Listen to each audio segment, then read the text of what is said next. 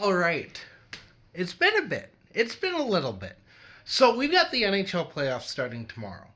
My beard was getting too long, and I hated having to try and contain it with a whole bunch of products and things. So I figured playoffs start tomorrow.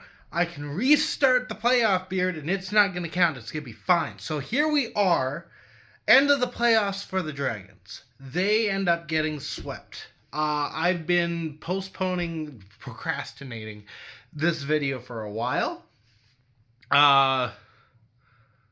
Because I just do that sometimes. I've got no real good reason.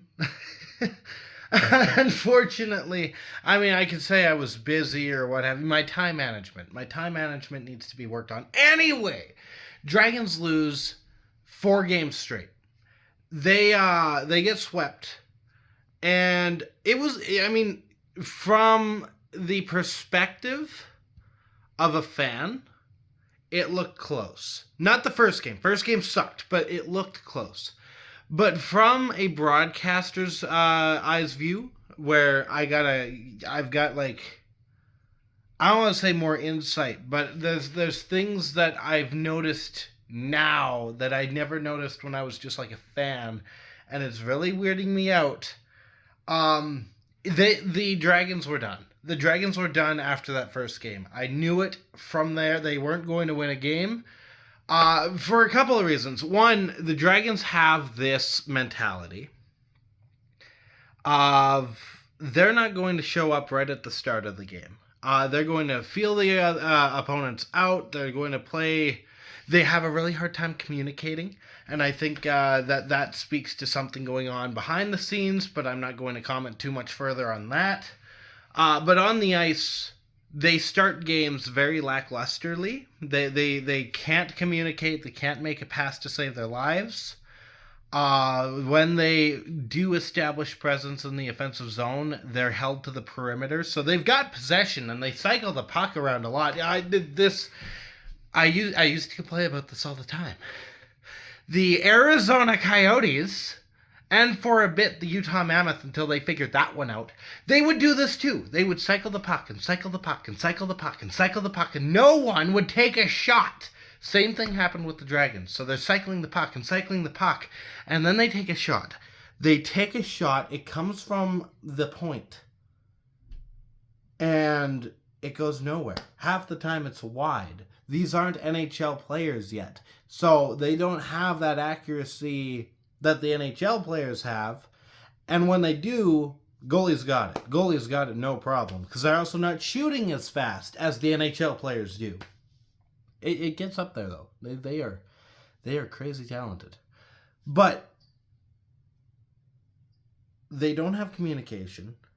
When they do have communication, they communicate too much, and they don't shoot, which sucks. But they also didn't have a winning mindset going into the second round. I mean, they had thought they were down and out against Camrose. They come back, they fight through the adversity, they win in Game 7 in overtime, and they go on to face Canmore. I think they were surprised to get out of the first round. I was surprised we got out of the first round. I think they were surprised that they got out of the first round, and they were not prepared to play more hockey. They were not prepared to face their rivals, like literally their Flames to the Oilers and that kind of thing. That's these two teams. And they got caught on their heels. And as soon as Canmore got momentum, they had done this against the Calgary series. They did this against us. Now they're already doing it against Whitecourt in the North. We're into the finals now. They won their first game yesterday. They've been riding this momentum. And they've got this mentality. Don Cherry with the Storm Surge in Carolina. Hated it. He hated it because it wasn't traditional. It was a bunch of jerks. And I have to say, at the time, I didn't necessarily agree that, they're horrible for doing this. I was okay with a bit of change, but it was just a gimmick. It was just something for the fans after the game. No, it's not. No, it isn't. I don't know if Carolina, they won't talk about it outside of like on the press stuff, but you're starting to see some of these things where like the post game hat, like the victory hat or whatever they've got going on in the locker room. These things. I don't know if the Dragons even have anything like this. Canmore has a storm surge, and they really involve their fans in it. And in doing that, as much as Don Cherry can call them jerks or whatever, they're hyping themselves up for the next game and the next game and the next game and the next game. And they're never letting themselves fall short of seeing their end goal.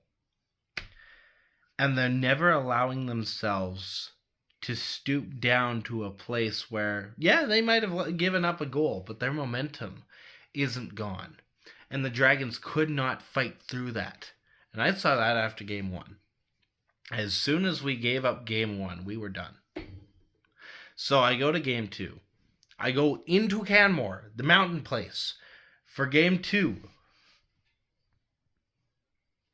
And it was bad. I mean, they played really good, actually. Really good communication and all that. Second and third period was stellar. The first period was bleh because they let in 3 goals. But I mean, we're driving back after the game. It's a 4-1 loss, I believe it was. No, because we rallied it back. We were.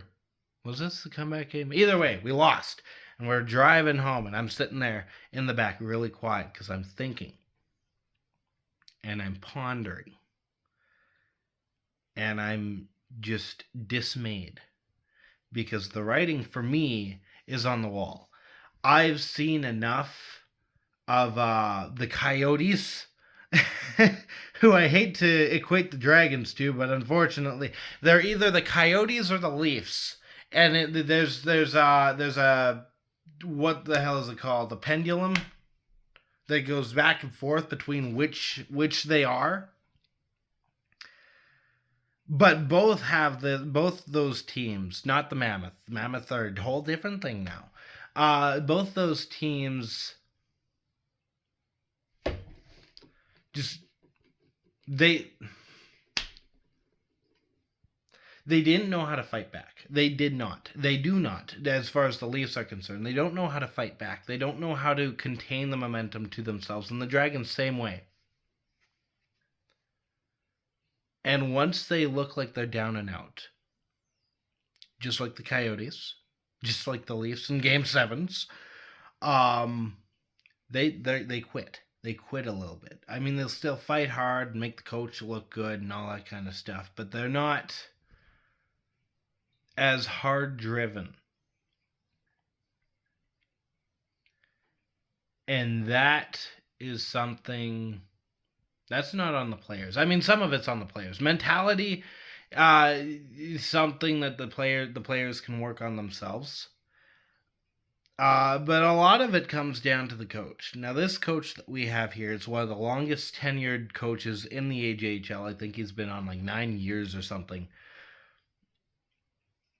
I think very seriously he may have lost the room. It may have happened. There was a losing streak in the regular season, February, March, where they just did not look like themselves.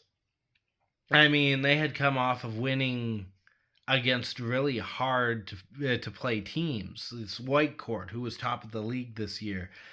Canmore, who was a step below us in the standings, but just the paper and the reality did not match there. Camrose, they whumped them. They lost a close game to Grand Prairie. I think maybe even in overtime. I don't think it was overtime. But then they go to a bottom feeder team. And the bottom feeder team kicks them up and down the ice. And it is true that in a league like this, and in the NHL too, you can have teams that are doing really bad go out and just absolutely decimate their competition. Coyotes, again, I'll bring this up. plays the previous 5, this is a few years ago now, but the previous 5 Stanley Cup champions, and the Capitals, the Blues, this is how old it is, the Capitals, the Blues, the Lightning, the Avalanche, and the Golden Knights, in succession, winning all 5 games. They sucked that season. Like, I think they were, like, really close to getting into the playoff picture, but not close enough for it to really matter. Same idea here. We're just beating all these crazy teams. No, hold on. Where am I going with this? I will say, though, we beat all these crazy teams. Then we go up against a team that sucks. Sorry to Drayton Valley here, but they suck this year. And that team wins. The difference between Drayton Valley and the Coyotes is Drayton Valley didn't look good. The Coyotes looked good for that 5-game stretch. The Drayton Valley Thunder, they did not look good that game. We could have beaten them handedly. And we fell down and played their game. So going into next season, that's going to be something that I think they're going to look into. I'm really interested to see if the coach comes back. But we've got another set of playoffs that I'm gonna try and cover. And I'm looking forward to watching some NHL. I haven't watched, as soon as I got the job, the volunteer position with the Dragons, I haven't watched a single Mammoth game, like, since then. So that's like 6 months of no Mammoth. I've been following along and keeping track of scores and stuff, but the game-wise, just nothing. So it's going to be really interesting, both as a now broadcaster, to some sense, with the things I've learned doing this. And also not having seen this team in almost a full season. It's going to be really interesting to cover this playoffs and talk about it. So we'll do that. So in the meantime, thank you so much for watching. If you liked what you saw or heard, because there's not much to look at right now, we'll fix that eventually. You can hit the like button, hit the subscribe button if you want to see more of it. I may have already said that. And yeah, I'll be back.